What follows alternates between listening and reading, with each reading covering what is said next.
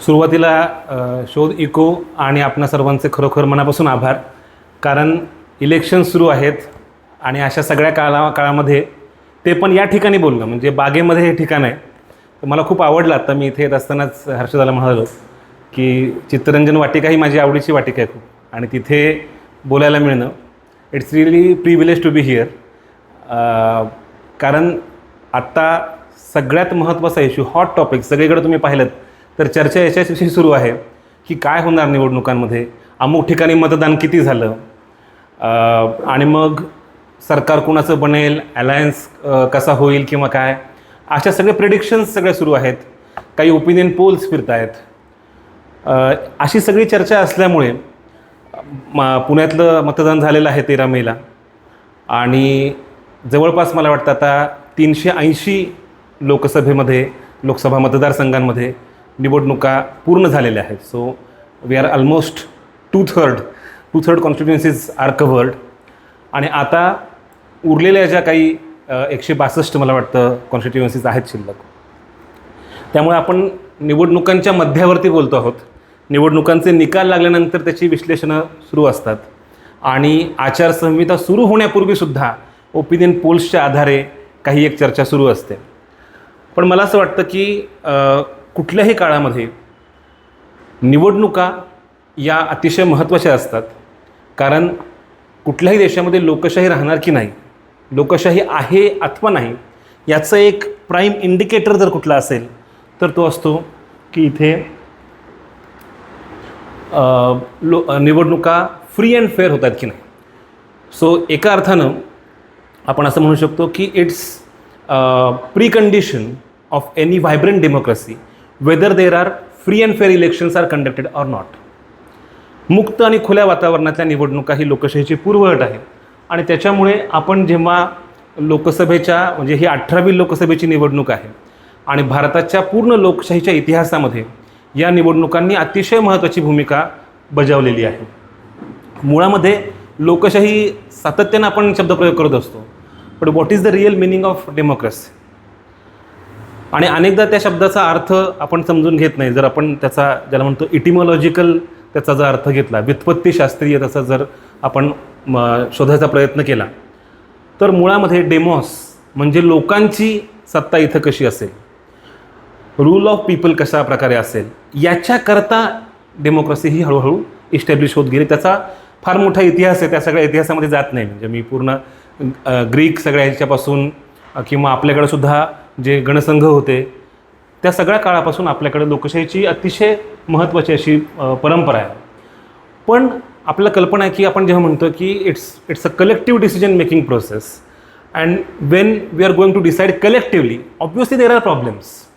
कारण everybody has his or her own interest, then there is possibility of conflict of interest, then how to arrive at a consensus, किंवा कुठलाही एखादा ज्याला म्हणतो आपण की ते रिझॉल्व्ह कसं करायचं, एखाद्या बिंदूपर्यंत कसं यायचं. आणि हे शक्य नसतं कुठल्याही, अगदी घरामध्ये जरी ठरवायचं झालं की, म्हणजे एक छोटीशी फिल्म आहे, शॉर्ट फिल्म आहे, तुम्हाला त्याचं नाव आत्ता विसरतो मी, पण घरामध्ये चर्चा सुरू आहे की मामाकडे जायचं की काकाकडे जायचं उन्हाळ्याच्या सुट्टीमध्ये. आणि मग घरामध्ये चर्चा सुरू असताना तिथं कसं पॉलिटिक्स होतं, बरोबर. तर काका म्हणजे पॅट्रिआर्कल याच्याकडचं, मामा आईकडच्या मॅट्रिलिनियर याच्याकडचं. या सगळ्यातली जी गंमत आहे ती त्या छोट्याशा फिल्ममध्ये आहे. मुद्दा असा की पॉलिटिक्स हे 2 व्यक्ती आले की सुरू होतं. त्यामुळे आता हर्षदानं जे सांगितलं ते महत्त्वाचंच आहे. फक्त तिच्याशी एका बाबतीमध्ये मी फक्त ॲड असं करेन की अपॉलिटिकल असं काही नसतं. Everything is political. आणि पॉलिटिकल याचा अर्थ असा, आपल्याकडं असं एक भ्रम आहे, म्हणजे there are various misconceptions regarding political, the word political it self, की काहीतरी श्रूड आहे, काहीतरी म्हणजे फिशी आहे, समोरच्याला फसवायचं आहे, म्हणजे त्यांना पॉलिटिक्स केलं. तर हे जे आपल्याकडं रूढ झालेलं आहे, म्हणजे पॉलिटिकल सायन्सच्या आमच्या नेहमीच्या पहिल्या तासाला मी नेहमी हे सांगत असतो की मुलं म्हणतात नाही आम्हाला पॉलिटिक्समध्ये काही इंटरेस्ट नाही. म्हणलं पॉलिटिकल सायन्स करतोस तू, आणि पॉलिटिक्समध्ये इंटरेस्ट नाही याचा अर्थ त्याला म्हणायचं असतं की conflict of interest, vested interest, किंवा एकमेकांना फसवणं, ह्या ज्या काही सगळ्या नकारात्मक all negative connotations are associated with the term political. Let's come out of that impression. आपण पहिल्यांदा हे नाकारूयात कारण हा देश उभा राहिला तो पॉलिटिक्स केल्यामुळेच. जर लोकांनी स्वातंत्र्य चळवळ केली नसती, जर इथे समतेसाठीची आंदोलनं झाली नसती, तर आज आपण इथे येऊन ही चर्चाही करू शकलो नसतो. So thanks to all those freedom fighters, social reformers, constitution makers who gave us this opportunity to discuss, to debate. ही खरी परंपरा आहे. आता गंमत पहा की जेव्हा मी म्हणतोय की प्रत्येकाचं मत विचारात घ्यायचं, तर घरामध्ये सुद्धा हे शक्य होत नाही. अनेकदा इच्छा नसताना आपल्याला काहीतरी गोष्टी करायला लागतात. मग आपण ठरवलं असं की there is system of representative democracy. We elect our representatives and our representatives decide on behalf of us. आपण निर्णय घेत नाही, आपण म्हणतो की नाही माझ्या वतीनं हा निर्णय घेईल, मला असं वाटतं की हा कॅन्डिडेट किंवा हा पक्ष हा अधिक चांगल्या प्रकारे निर्णय घेऊ शकतो, असं आमचं मत आहे. त्यामुळे कुठल्याही समाजामध्ये डायरेक्ट डेमोक्रेसी असू शकत नाही, इनडायरेक्ट डेमोक्रेसीच असते. आणि इनडायरेक्ट डेमोक्रेसी हीच फिजिबल आहे, प्रॅक्टिकल आहे. हे आपण स्वीकारलेलं तत्व आहे. मी त्यात काही नवीन सांगतो अशातला भाग नाही, पण अनेकदा आपल्याला हा प्रश्न पडतो म्हणून मी सांगितलं पाहिजे.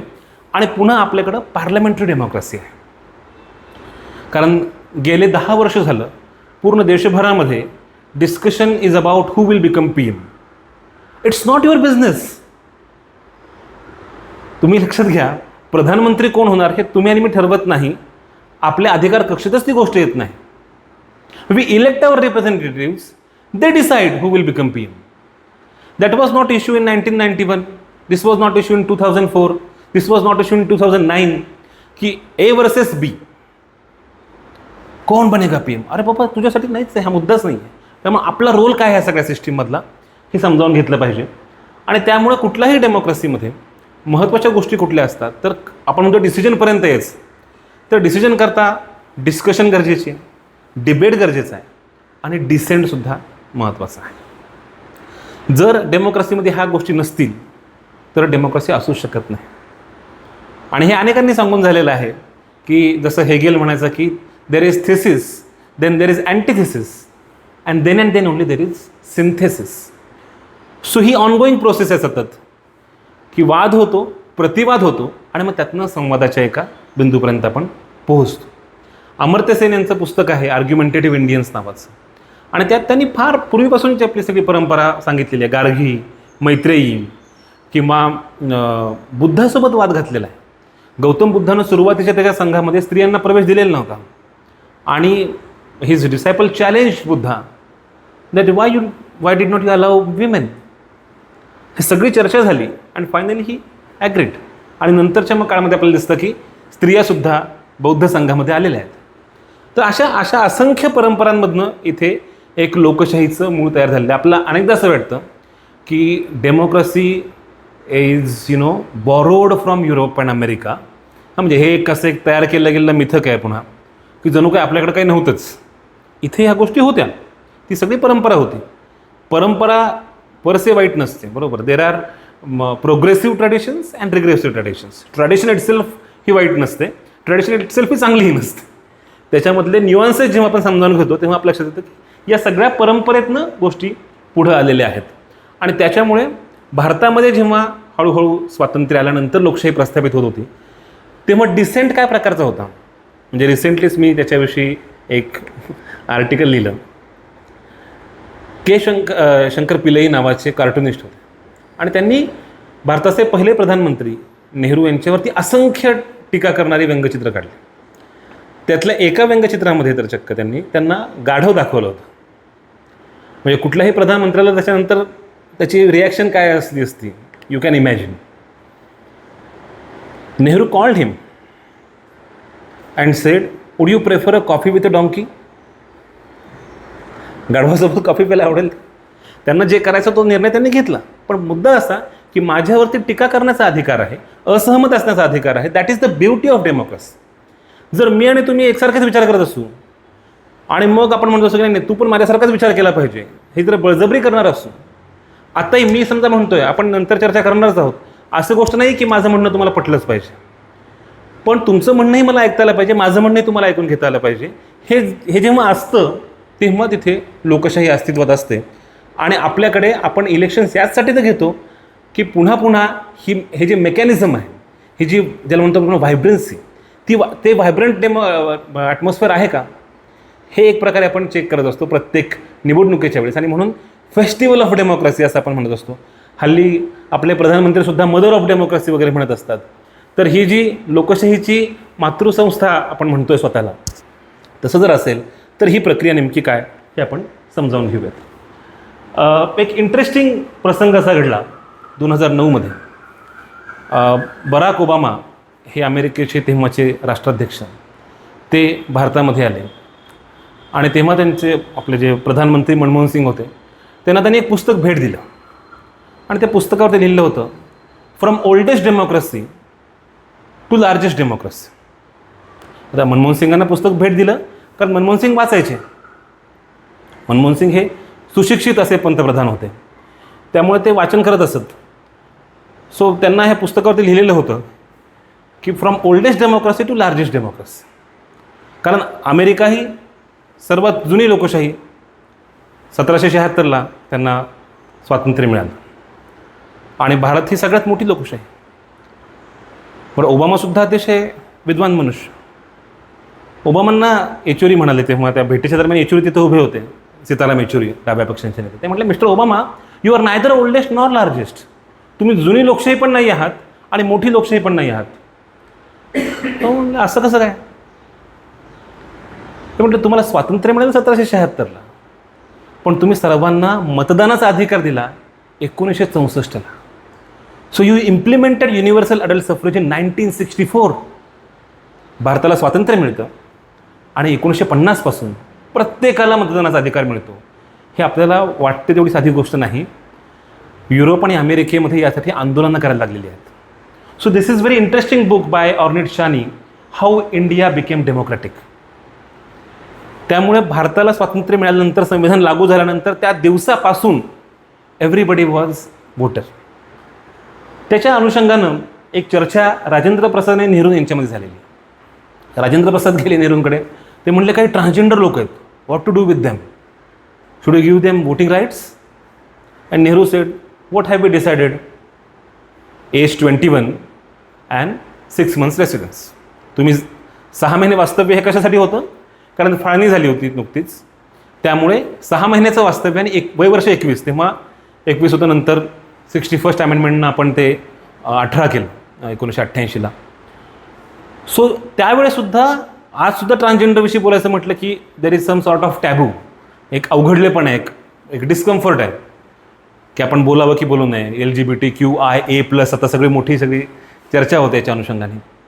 पण त्यावेळेस आपले जे नेते आहेत ते म्हणतात की नाही, प्रत्येकाला मतदानाचा अधिकार हा दिला पाहिजे. एवढंच नाही, हे जे पहिले इलेक्टोरल रोल तयार झाले त्याच्याकरता इतके कष्ट घेतलेत आपल्या संविधान सभेतल्या लोकांनी की तुम्हाला आश्चर्य वाटेल. म्हणजे या पुस्तकामध्ये त्याचे दाखलेत सगळे. अनेक वेळा स्त्रियांना तुम्ही गेलात गावाकडे तर त्या नाव सांगायचे नाहीत, लाजायच्या महिला. तर चक्क असं नाव आहे, श्रीरंजन आवटेंची पत्नी, पण तिला मतदानाचा अधिकार दिला आहे. तिनं नावच सांगायला तयार नाही. तुम्ही यू कॅन इमॅजिन, 1950ची गोष्ट करतोय आपण. अनेक जणांना त्यांची जन्मतारखांचा काही संबंध नाही, शिकलेले नाहीत लोक, 15% आसपास लिटरसी रेट आहे. ते म्हणतात, नाही 33 दुष्काळ तेव्हा मी एवढा होतो. मग अधिकारी म्हणतो, अच्छा म्हणजे ह्याचं वय आत्ता एवढं असेल. असं करून पहिला इलेक्टोरल प्रिपेअर केला to ensure that everybody is included in this process. प्रत्येकाला अकोमोडेट केलं पाहिजे, प्रत्येकाचा त्याच्यामध्ये समावेश असला पाहिजे. म्हणून representative democracy to participatory democracy, this is the transition. लोकशाहीमध्ये निवडणुका का महत्त्वाच्या? कारण आपण या प्रतिनिधित्वाकडून शेवटी सहभागी लोकशाहीकडे जातो, आणि त्याच्याकरता इतके प्रयत्न आपल्याकडे लोकांनी केलेत. म्हणजे दुसरा डायलॉग जो आहे तो आंबेडकर आणि नेहरूंमधला आहे. आणि त्यांनी सांगितलं असं आपल्या अधिकाऱ्यांना की जेव्हा तुम्ही गावामध्ये जाल तेव्हा तुम्ही नॉर्थ वेस्टकडनं जा. कारण गावाचं जर तुम्ही पाहिलं, बऱ्याचशा गावांची जी रचना आहे, भौगोलिक रचना जी आहे, तर ज्या खालच्या समजल्या, कनिष्ठ समजल्या जाणाऱ्या ज्या जाती आहेत त्या गावकुसा बाहेर राहतात. त्यांना गावात प्रवेशच नसतो, वेशीच्या बाहेर. त्या जातींना सुद्धा इन्क्लूड केलं पाहिजे. तुम्ही लक्षात घ्या की हे किती महत्त्वाची गोष्ट आहे. भारतामध्ये अशा प्रकारे पहिल्या निवडणुका होणं हे केवळ आश्चर्य होतं. आणि आर्टिकल 326 तर सर्व पहिल्यापासून, म्हणजे कॉन्स्टिट्यूशनमध्ये राईट टू वोट हा पहिल्यापासून दिला गेला. मी स्त्रियांचं यासाठी आवर्जून सांगतोय की सफ्रजेट मुवमेंट तुम्हाला माहिती असेल, युरोप आणि अमेरिकेमध्ये इन्स्टॉलमेंटमध्ये अधिकार दिले गेले स्त्रियांना.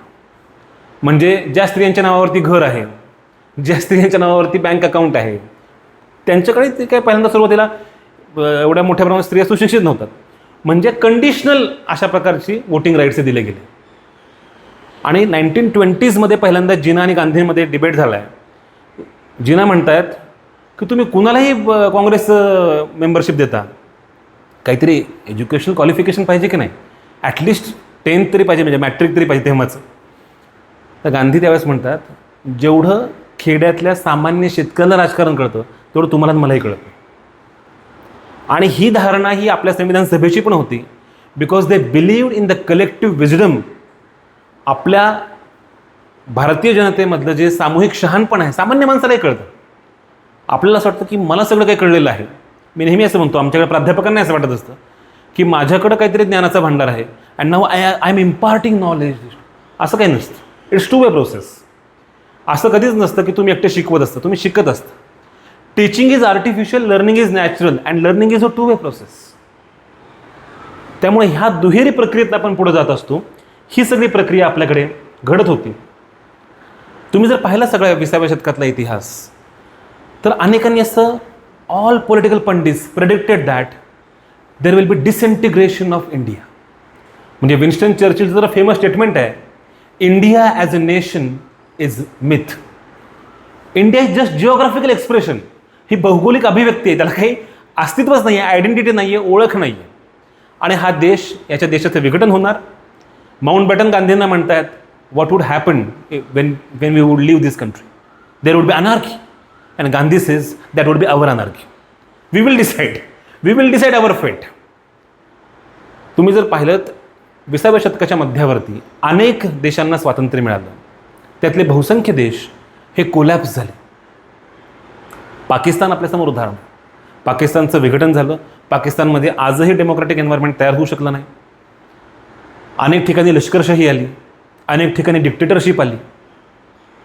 भारतामध्ये ह्या सगळ्या शक्यता होत्या.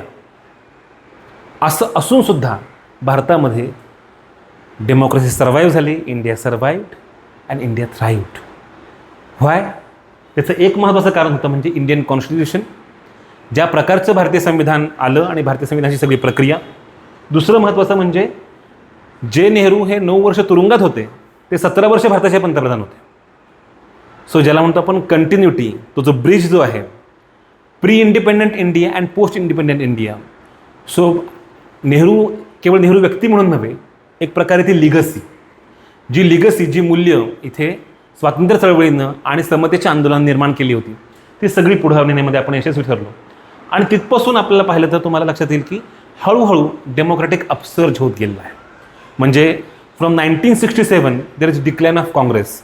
वन डॉमिनंट पार्टी सिस्टीम होती, तिथपासून ती अनेक मल्टी पार्टी सिस्टीम सुरू झाल्या. आणि 1989 पासून तर कोॲलिशन पॉलिटिक्स, की वेगवेगळे रिजनल पार्टीज पण आल्या, ज्याला योगेंद्र यादवांनी सेकंड डेमोक्रॅटिक अपसर्ज म्हटलं 90च्या दशकामध्ये. की इथला सर्वसामान्य माणूस जो आहे त्याला पण एक आवाज मिळाला. आणि त्या सगळ्या जात वर्ग समूह सगळे हे वरती आले आणि त्यांच्यामध्ये एक सेन्स ऑफ बिलॉंगिंग तयार झाला. आणि in 2014 we know that our prime minister he claims that he was a tea seller, right? And if at all, I don't know whether there is an iota of truth or not, but let's assume that this is truth. Even then, he could become PM. That itself is victory of our democratic processes. की जर अतिशय सामान्य अशा चहा विक्रेता अशा एका पोझिशनमधनं आलेली व्यक्ती ही जर देशाची पंतप्रधान पदापर्यंत जाऊ शकते, तर याचा अर्थ या देशामध्ये लोकशाही होती, आहे, असायला हवी. That's what we believe, right? त्याच्यामुळे हा सगळा एक प्रवास आपला लोकशाहीचा आहे. त्याच्यामध्ये निवडणुकांनी अतिशय महत्त्वाची भूमिका बजावलेली आहे. मी फक्त त्याच्यामध्ये ही जी भीती व्यक्त केली गेली होती, ती भीती किती महत्त्वाची होती लक्षात घ्या. In 1937 there was one article in modern review and it was the title of the article was be aware of Caesar.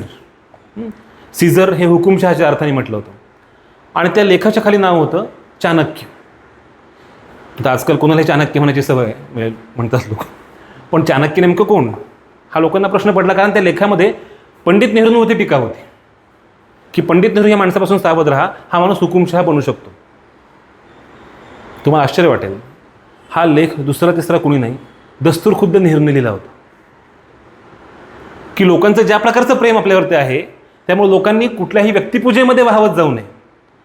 Interestingly Ambedkar says the same thing on 25 November 1949 that hero worship will lead towards dictatorship. जर विभूती पूजा केली आपण तर हा देश हुकुमशाहीकडे जाईल. जे आपल्याकडं महाभारतामध्ये पण आहे, यदा यदा हि धर्मस्य ग्लानिर्भवति भारत, की धर्माला जेव्हा ग्लानी येते तेव्हा एक महापुरुष येतो आणि तो येतो आणि सगळं बदलतं. हे जे काय हे आपण हिरोच्या शोधामध्ये आहोत. आणि पार्लमेंटरी डेमोक्रेसीमध्ये हिरो नसतात, इट्स कलेक्टिव्ह लिडरशिप. ही भीती किती महत्त्वाची होती की इंदिरा गांधींनी जेव्हा आणीबाणी लादली तेव्हा याच देशानं त्यांना मोठ्या प्रमाणात विरोध केला. ज्या इंदिरा इज इंडिया असं म्हटलं जात होतं एका काळामध्ये, शी वॉज सो पॉप्युलर, आणि त्यांची पॉप्युलरिटी ही कन्स्ट्रक्टेड पॉप्युलरिटी नव्हती.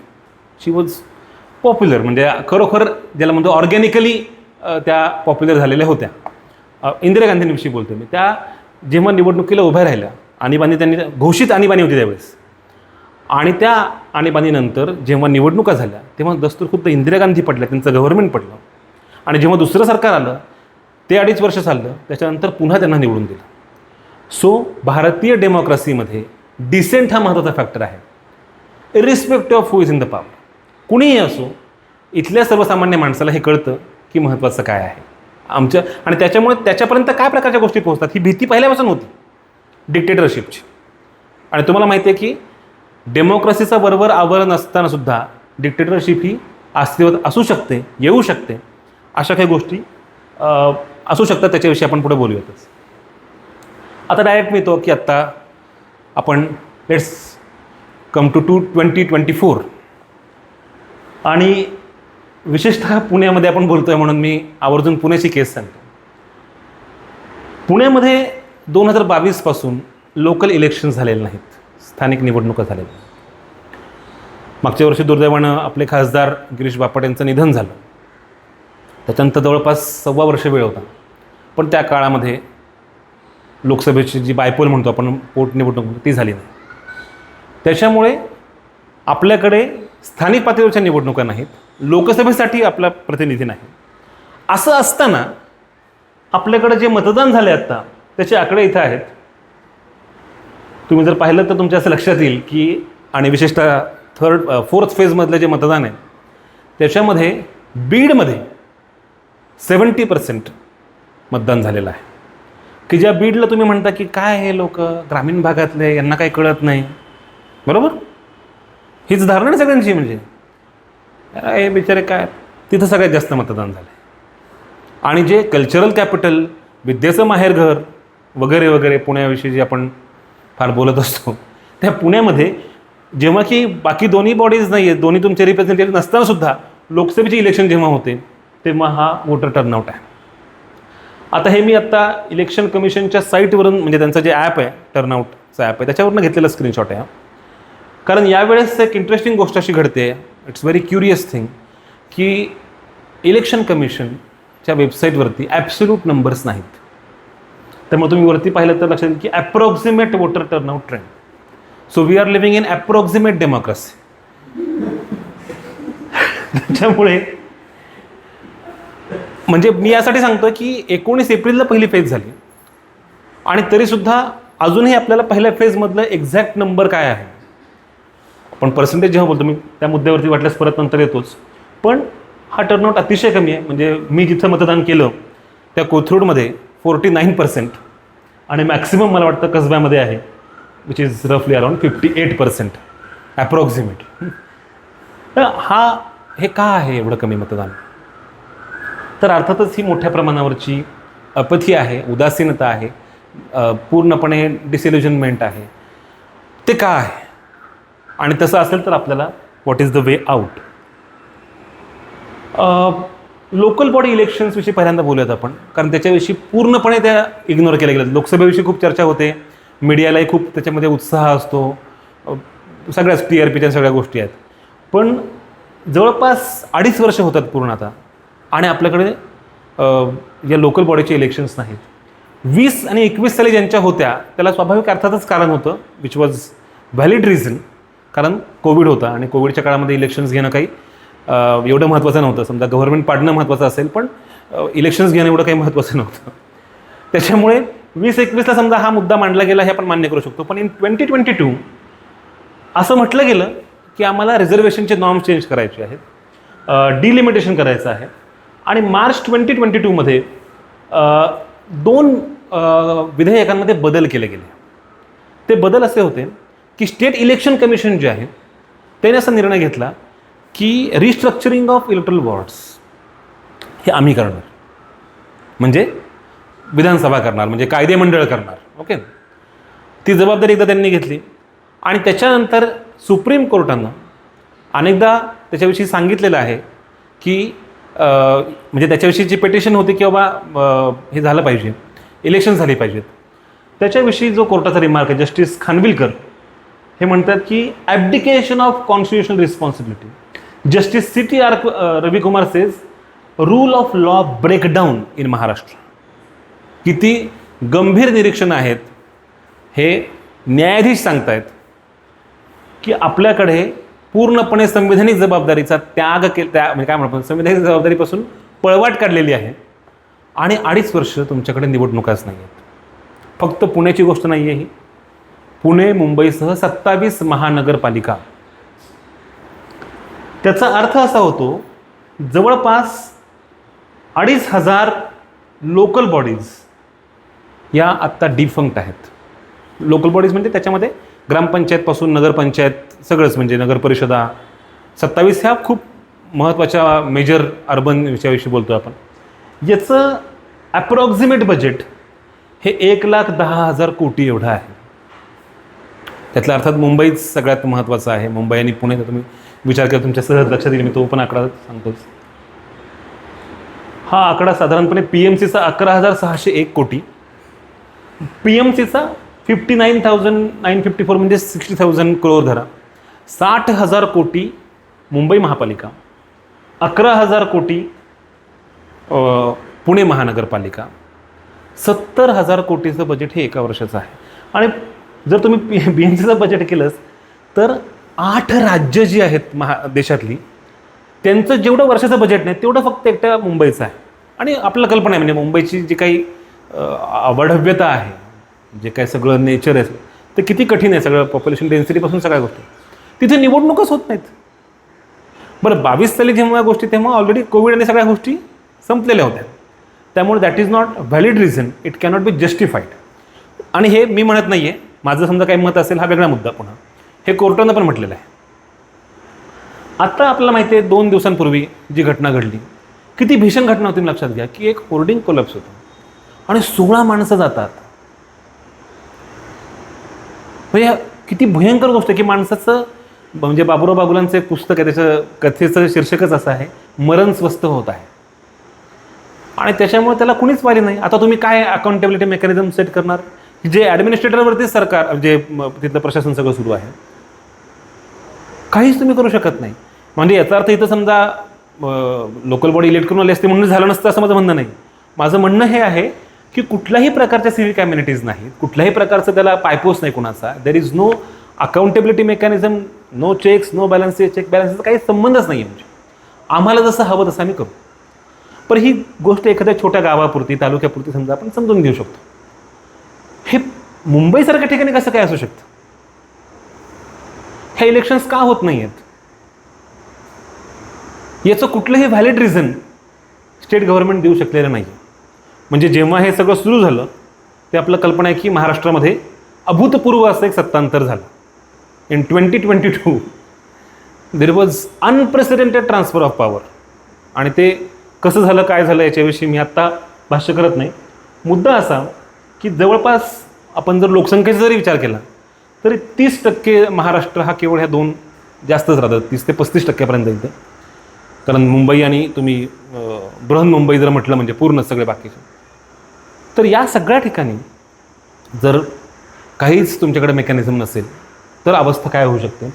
त्यामुळे बरं असं असतानाही लोक त्याविषयी फार बोलते त्याच्यातला भाग नाही, कारण त्यांचं जगण्यामध्ये ते एवढे व्यस्त आहेत की अरे इथे इलेक्शन्स का नाहीत म्हणून ते कोणी रस्त्यावरती आलेलं आपल्याला काही नगरसेवक किंवा हे सोडून द्या, पण केवळ नगरसेवक किंवा रिप्रेझेंटेटिव्ह स्टेक होल्डर्स असतात. We all are stake holders of democracy. आणि त्याच्यामुळे हा सगळ्यात महत्त्वाचा मुद्दा आहे की जवळपास इतक्या कालावधीमध्ये त्यामुळे nobody put the wording, nobody is responsible. जसं तो सिनेमा होता नो वन किल जेसिका, कोणीच हे नाही. तर हे इतकी भीषण अवस्था आहे. आणि त्याच्यानंतरही आपल्याला जर काही वाटत नसेल, कारण त्या ठिकाणी आज कुणी आहे तुम्हाला माहिती आहे, त्याच्यानंतर आत्ता 3 दिवसांपूर्वी प्राईम मिनिस्टरचा मोठा रोड शो झाला त्याच भागातून. आणि दुर्दैवाची गोष्ट अशी की त्यांच्याविषयी श्रद्धांजलीसुद्धा त्यांनी अर्पण केली नाही. ती त्याच्याविषयी काही बोलणं हे करणं तर सोडूनच द्या. त्यानंतर चेंगराचेंगरी आणि भयंकर प्रकार सगळे घडले मुंबईमध्ये.